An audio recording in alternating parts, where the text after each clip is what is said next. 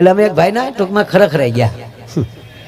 આ ન્યાલી ઊભું છું તું બધું ખરેખરે ગયા. એટલે દીકરો બેઠેલો એનો, એટલે અમે ત્યાં જઈને કીધું કે ભાઈ કેમ કરતા દાદા ગુજરી ગયા ભાઈ? તમને કે મારા ભાઈ યોગ કરતા કરતા. અરે મેં કીધું યોગ થી તો રોગ વયો જાય. મને કે આમાં દાદા વયા ગયા. અરે ખરેખર આ બધું જાતે જ કરવું પડે ભાઈ. જો જન્મે આપણે લેવાનો, હાલતા આપણે શીખવાનું, ભણવા આપણે જવાનું, પાસ આપણે થવાનું, પેપર આપણે દેવાના, સાહેબની ભેટ આપણે ખાવાની, બાપાની ભેટ આપણે ખાવાની, મમ્મીની ભેટ આપણે ખાવાની.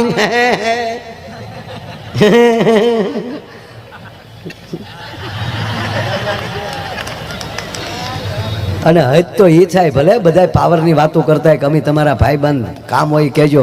ગાંડાઓ મરી આપણે જવાનું આવે, બીજું કાંઈ આવે નહીં. બાકી તો દુનિયા છે. વસમણભાઈ બે તોય વાવાન, માયાભાઈ બે તોય વાવાન, કમો આવે તોય વાવા.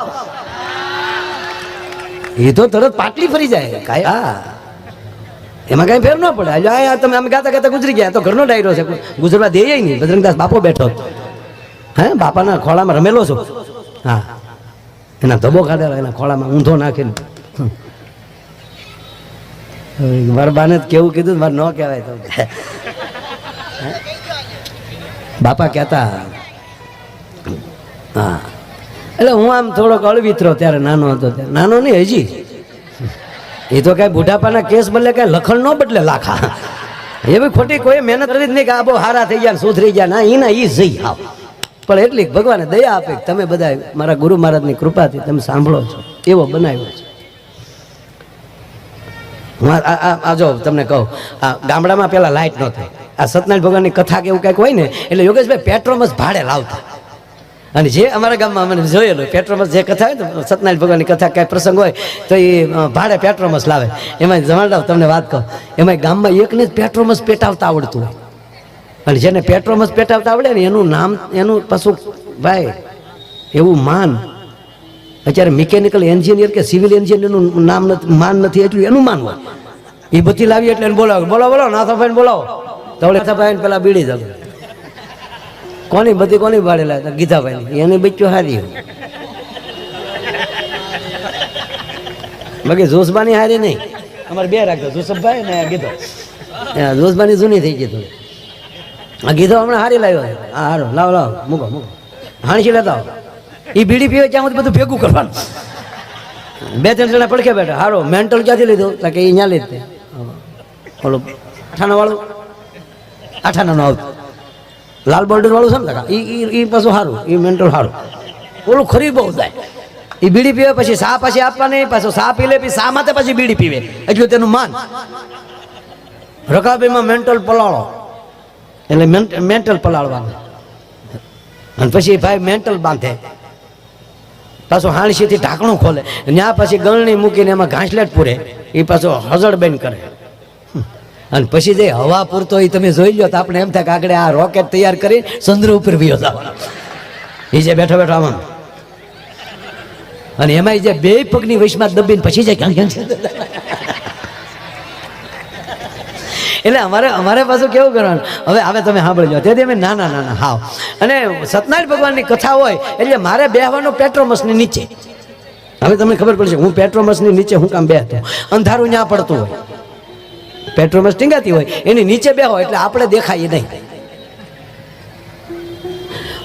અમારી ટીમના 3-4 છોકરા સત્યનારાયણ ભગવાનની આજુબાજુ બેસી ગયા હોય. જેવી આરતી પૂરી થાય, થાળ આવે, તાહડા પ્રસાદના ભર્યા હોય, બેનું એ હાથે ભરેલા જે ટીકી ટાકેલા જે રૂમાલ હોય એ ફર્સ્ટ ક્લાસ તાહડા માથે ઢાંક્યા હોય. ગોર બાપા એ તમને કહું આપણા કાંઈ ઘટે નહીં, એને વળી તરફાણું આમ ધબ્બો મારી અને એ આખું તરફાણું ભરી અને ભગવાન સત્યનારાયણની સામે મૂકી દીધું હોય. હાલ ગામના સાધુ પાછો થાળ ચાલુ કરે. આરોગો ને નંદલાલ રે મારા પ્રેમાની થાળી. અને અમે વાટ કઈ કડીની જોતા હોય, માધવ દાસન સ્વામી શામળિયા તમ પર જાવું બલિહાર રે મારા પ્રેમની થાળી. પછી મારે વાત એની હોય, બોલો સત્યનારાયણ ભગવાન કી. આ જે થાય તમે કૂદકો માર્યો હોય, મારું માથું પેટ્રોમસને અડી ગયું હોય, મેન્ટલ તૂટી ગયું હોય, તા તો તરભાણું ને તાહડા માલી બે ખોબા પ્રસાદ નીકળી ગયો હોય. આ નરું સત્ય. પછી લાઈટ આવી, પછી લખણ તો બદલ્યા નહીં, અને પછી ગામને ખબર પડી ઘોબ આવડા ઉપાડે છે. એટલે અમે સત્યનારાયણ કથામાં જાય ને તે મારા બાપાને ઓલા ખોડાભાઈ કે હું તને કહી ગયું આ જો આરો માયો નીચ છો. એટલે અમને નોખી પછી અમારી બેઠકો થાય કે આના આમાં રાખો. હવે પછી શું કરવું, પ્રસાદ મળે નહીં. પછી રસ્તે ગોર બાપાની આડા ફરીએ, અને એને જે તરફાણું લીધું હોય ને એને વાલી અડધો 100% ભાગ પડાવવાનો. ગોર દાદા એમ કે હવે રહેવા ન દે, એની માના મારે જો ગોરાણી માને દેવી પડે પછી તારા માખી જાય. આ અમારા ગજુ દાદા હજી છે, તમે કોઈ ઓર્ડ આવો ત્યારે પૂછી લેવાની છૂટ. પછી ગોર દાદા યોગેશભાઈ 2 તરફાણા રાખતા. ગોર દાદા 2 તરફાણા ભરે તો ગરધણી કે આ 2 તરફાણા હે ના, એટલે અમારા ગોર દાદા એમ કે એક સત્યનારાયણ નો ને એક તારો ડહોલા કેડે ઉભા નહીં એનો.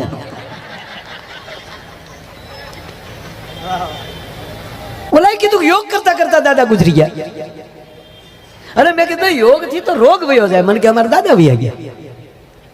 અરે મેં કીધું કઈ રીતે? મને કે જો ભાઈ મારા દાદા છે ને એ કે રામદેવ બાબાના પરમ ભક્ત.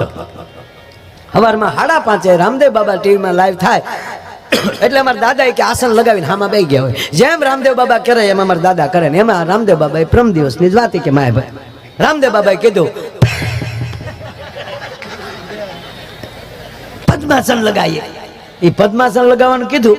હવે કે બાપાના પગ કે સેન્ટિંગના હરિયા જેવા વેળા માયાભાઈ વળે નહીં, પણ બાપાએ કડાકો કરીને મહેનત કરીને પદ્માસન કડાક દીને વાળી દીધું. મને કે બસ એ પદ્માસન વેળે. એમાં રામદેવ બાબાએ કીધું ઊંડો શ્વાસ લ્યો. અને બાપાએ એટલો બધો ઊંડો શ્વાસ લીધો, એ શ્વાસ લીધો તો આખું બંધ થઈ ગયું. ઊંડો શ્વાસ લીધો લાઈટ વહી ગઈ. લાઈટ આવી તા દાદો વહી ગયો. રામદેવ બાબા કે શ્વાસ મૂકો તો મૂકે ને. મારો કહેવાની વાત એ છે કે આ તમારે જ્યાંથી જ્યાં જવું ત્યાં, પણ તમારે જીવનમાં આનંદ લેવાની જ વાત હશે તો દુનિયામાં કોઈ દી તમને તકલીફ નહીં પડે. આ સંસ્કાર બોલે છે. વાત એ છે કે એ બગડાડ આયથી કે શું કામ એટલે બધે જાય. અને આજે એની જ ઉપર બાપા કૃપા કરે કે કાંદીવલીનું સંચાલન ધારાસભ્ય તરીકે અને પાછું બગડાના ધામનું પણ સંચાલન. મહાપુરુષોની નીચરામાં રહેવાનું રહે તોય આપણા ધન ભાગ હોય, એને બદલે તો એના કર્મચારી બનવાનો એને અવસર મળ્યો છે. સાહેબ એ બાપાના કર્મચારી બન્યા છે. અત્યાર સુધી મંજી બાપાએ પવિત્રતાથી આખી વાત આખું ધ્યાન રાખ્યું. હજારો માણસની આસ્થાનું કેન્દ્ર છે. એ બાપાની પાસે હાથના ગોળા ખાધા છે. આ ભારતની ગરિમા છે, આપણે ભારતની આ સંપદા છે. ભગવાન પાસે એટલું જ માંગવાનું, ભગવાન પાછો જન્મ દેવો હોય ને તો તારા ભક્તો હોય એની આજુબાજુ રહે એવું તમને કરજે. અમારથી ભક્તિ થાય ન પણ એની આજુબાજુ રાખજે. આ બધાને આને અરે બેવું આ કેવી વાત છે. હું સાહેબ પ્રોગ્રામમાં જતા અમે હાલે બગડાણા દેવાંગભાઈ બરોબર ને, અમારે 17 કિલોમીટર થાય. 5 વાગે રજા પડે ને દફતરનો ઘા કરીએ, હરિયરની હાથ પડે તો બંદા બગડાણા પગી ગયા હોય. અહીંયા આરતીનો છેલ્લો ડંકો વાગતો હોય, દાદા બાપાની આરતી લઈ દાદા પાસે ઘડીક બેહીએ છોકરા ત્યારે જ બહુ ટ્રાફિક. અને બાપાનો બજરંગદાસ બાપાની તિથિ હોય, ગુરુ પૂનમ હોય, અને ત્યારે સાહેબ કાનદાસ બાપુ, નારાયણ સ્વામી આખી રાત ભજનિયા હાલે. અને હવે દૂર બેઠા બેઠા સાંભળતા હોય.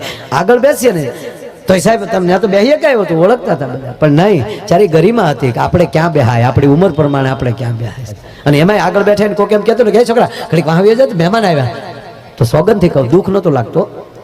તે બાપા પાસે એ માગતો હતો, ગુરુ પાસે એ માગતો હતો કે આપણે આવીને જગ્યા થાય એવું જીવન તું આપજે ભલા માણા. અમને કોઈક ઊભા કરે એવું જીવન નહીં. અમે આવીએ અને અમારા આદર થાય એને બદલે આજ બાપાની દયાથી તમારી સામે અમને બેહાડી દીધા. આનાથી તો બીજી કૃપા કઈ હોય શકે.